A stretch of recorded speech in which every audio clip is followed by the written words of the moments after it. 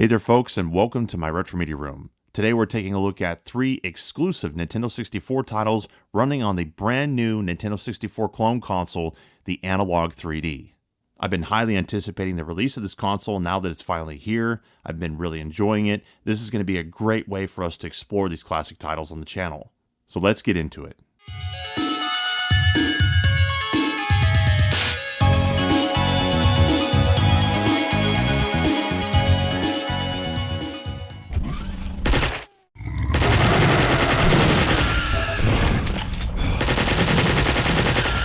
To the king, baby. First up, we have Duke Nukem 64. I've always loved this game as a whole, from the PC original all the way to this version. And every port has its own flavor, but this Nintendo 64 port was always very unique, and I always really liked it. And I was super hyped for it when it first got announced, and waiting for it to come out, and when it finally did, it didn't disappoint. I love all the changes they made. The weapon sprites are completely different. The graphics were overhauled. The explosions are fully 3D. There's a lot of differences here, and a lot of updates to the environments. To this day, this is exclusive to the Nintendo 64 on cartridge. It's never been ported anywhere else, so this version is unique and is near and dear to my heart. But before we continue any further, we need to talk about some of the features that the Analogue 3D has using Duke Nukem 64 as an example of some of the visual features.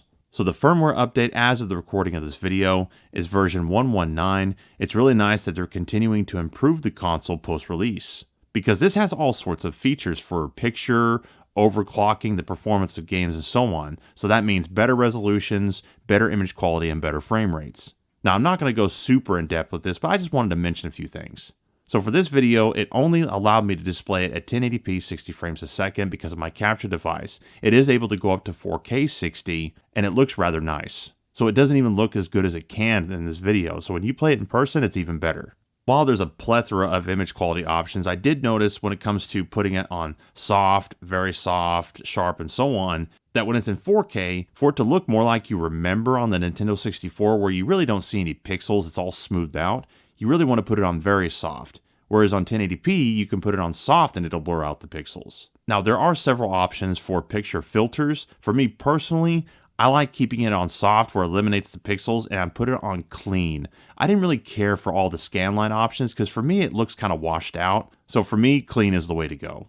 And while there are several options to stretch the screen to wide and narrow and smaller and so on, I just keep it simple and I put it on fill. I don't like to widen the screen because it widens the pixels and distorts it further. And yes, a few games have the option to widen the image and then you can kind of match it to widening the screen, but it still doesn't look that great to me. As always, what I try to do is I try to match the original native aspect ratio of the game because I don't like stretching out any images because all it does is stretch out pixels and make everything look flat. I don't like the scan lines because it makes it look washed out, and I keep it on soft to eliminate the pixels, and I keep it on clean. I'm not going to get into every single setting here. There's quite a few to choose from. There's quite a few to play around with, so you need to figure out what works for you and your preference, your TV, and so on. But there are some more key features I want to touch on, such as the ability to overclock the games. It really does make a difference in the performance of the games. I highly recommend trying it. I tend to put it on unleashed until it shows me any bugs, and I might adjust it from there. Sometimes it'll make it where the game is running faster than the sound can keep up with or the music, and it might outpace itself or it might be weird or something. So you just have to test accordingly. But when it works, it tends to work pretty well. Some other neat features about the Analogue 3D is that it comes with a built-in expansion pack or RAM pack that a lot of games were designed around, so virtually you're able to activate or deactivate it depending on the game, so that's really neat. And I also highly recommend you get the 8-bit Do controller that's designed for it because that has built-in memory cards and rumble packs in it. Whereas when you use original controllers, you need to have an actual rumble pack or an actual memory card in order to access saves and game information. But with the 8-bit Do, it's all integrated. Also, a quick heads up, look up YouTube videos of how to both download cartridge art that's displayed when you have games installed on the console, as well as how to update the firmware. They're easy enough things to do, but just look up on YouTube how to do them because they don't explain it very well, but YouTubers have done a better job of that because you go to GitHub to download the file to have cartridge art, and you have to go to their website with your computer in order to download the file for the firmware because the Analogue 3D doesn't connect to the internet on its own. Alright, so with all that stuff out of the way, let's get back into the game itself. Now, I'm sure there are some folks that don't care as much for this version simply for the fact that it is a censored, toned down version of Duke Nukem 3D. I fully understand that, but when I was a kid, the only way I was allowed to play it on PC growing up with it was with the parental controls on, which took out all the adult content, language, and gore. Now, for me, that was frustrating because I wanted the violence to be in there. I didn't really care about the adult content, but hey, at least I was able to play it. But when this Nintendo 64 port was announced, I was super excited because I was able to finally just play it and not worry about it. Now, does it hold up to today in that regard? I think it does. They were able to be really creative with the changes they made to compensate for the fact that it's censored, even to the point of adding totally new locations and content, which is very cool. So I really do like this version of the game, and I really do love the submachine guns in this. They feel great and they sound awesome. And that's another thing, the sound design in this sounds better than ever. And yeah, I'm not going to lie, nostalgia is a huge part of this for me, because like I said, the only part of this that takes some getting used to when you fire this back up this way are the controls. They are a little bit different. Basically, it's the reverse because I'm using my left hand to aim and my right hand to move around, which I'm able to do. I'm kind of ambidextrous in that way, but not everybody else is, so it might be challenging for you. Even though there are some options to switch things around, that's how I play it. But I'll never forget how intensely excited I was for this to come out, because on the PC version, there were some other issues as well as just getting it to run properly and the fact that I had to play it censored. So when this came out on the Nintendo 64, I was hanging on to every preview, every screenshot, every article until it finally came out, and I loved it, and I was super, super excited for it, kind of like I was for Turok 2 at the time. It's one of those games that makes me go down memory lane and reminds me of how fun it was to be a kid and how much I got excited for games to come out. And even though I get excited for games nowadays and there's some cool stuff, but there's just something about when you're a kid, you know, the way it goes. So let me know in the comments what games you got excited for to come out, that you were like hanging on to every screenshot, every preview, and you were just like super, super excited for it. Because for me, there's a few standouts, including this and Turok 2. Also, this does look and play quite good on the Analogue 3D. The frame rate is cleaned up a little bit from the Unleashed mode. It looks as sharp as you could expect on a modern TV. It really does help it quite a bit. So I highly recommend checking out Duke Nukem 64 on the Analogue 3D. It's a really solid way to play it.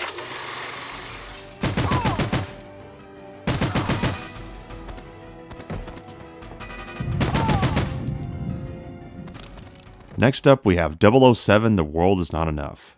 Obviously, EA had big shoes to fill after GoldenEye from Rare, and they actually do a very good job here. This is a very impressive shooter for the time. Yeah, some of the graphics are quite blurry, even with the Analogue 3D. There's only so much it can do, although it does help. But when you look at the guns and the animation and the effects and the ambition involved, and quite a bit of voice acting on the cartridge, it's actually very impressive. The only thing I noticed, I'm not sure if it's me or if there's a bug, but the higher resolution option that you can select, because the game is compatible with the RAM expansion pack, it doesn't seem to change it very much. I'm not sure what's going on with that. At least to me, it doesn't seem like it's doing very much, because before it was noticeable. The frame rate would be a lot lower, but the image quality would be better, or you could have it blurrier with a better frame rate. Either way, at a decent image quality, the frame rate is able to be a lot better than it was before due to the overclocking of the Analogue 3D. So this is definitely the premium way to play this game right now until they were to maybe re-release it one day, fingers crossed. And the controls are actually quite nice here. They're a little bit less jarring than something like Duke Nukem 64. Although Duke Nukem 64 also had auto-aiming, which helps, this auto-aiming is a little bit more aggressive, so it's even easier.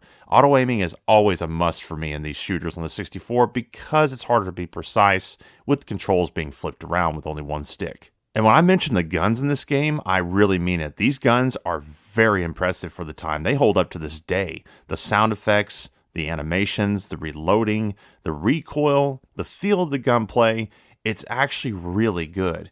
I always hated it in games back in the day, or even now, when you're not able to shoot as fast as you're able to press the button. You're kind of limited to your rate of fire on even a semi-automatic weapon. On this, you fire as fast as you like, and it's really nice. There's tons of gadgets in the game to get the mission done with all of your objectives. The game can be a little bit tough and pretty stringent on those objectives, and sometimes it's a little bit cryptic of where you're going and how to do them, but once you know it, it's not too bad. The vistas were quite ambitious for the time. Now, don't get me wrong, it doesn't look quite as good as GoldenEye, because GoldenEye really is a beautiful masterpiece like Perfect Dark for its day, but I still think this game is quite impressive looking for what it is. And like I said, the gunplay feels fantastic. It really is a lot of fun, and it is pure D-Bond. So if you're a 007 fan, this is an absolute must. Or if you're just a 3D shooter fan and you want to play all the old school shooters out there, this is a classic, so I highly recommend it. And it really does play great on the Analogue 3D.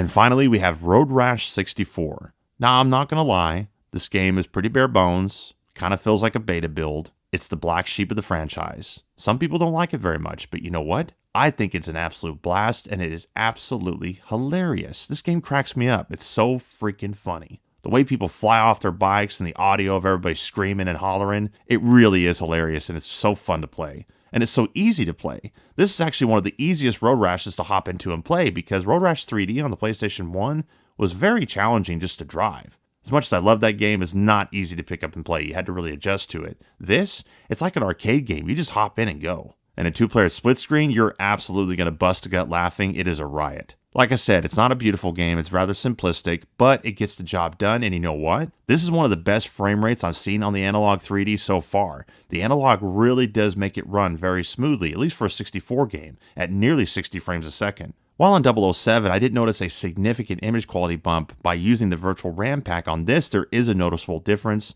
and it doesn't seem to affect the frame rate to speak of. So when you overclock the game, it runs at a high frame rate, nice image quality, you get the best of both worlds. This is a pretty prime example of a game working really well in the Analogue 3D. Now, another surprising aspect of Road Rash 64 being on a cartridge, quite a bit of the soundtrack from Road Rash 3D on the PlayStation 1 is here. So you have whole songs playing in the background and quite a few of them. So if you're a Road Rash 3D fan, you're going to be right at home with that. It's very cool because that's easily a personal favorite soundtrack of mine. It's a lot of fun. It really takes me back to that late 90s era. Even though this is based off of Road Rash 3D, it really does control a lot better. It's so much easier to pick up and play. I can't emphasize that enough. It really is different in that regard. So if you love Road Rash or you just love racing in general, but you like combat in the mix, you're able to knock bikers around with weapons. Same concept as Road Rash 3D. You have a large map that they take chunks of and divide it into different races, and you advance through that map, earning money, buying more bikes, rinse, repeat, more weapons. The game is a goofy, hilarious, fun blast, and I really like it. So that's 3 different Nintendo 64 titles on the Analogue 3D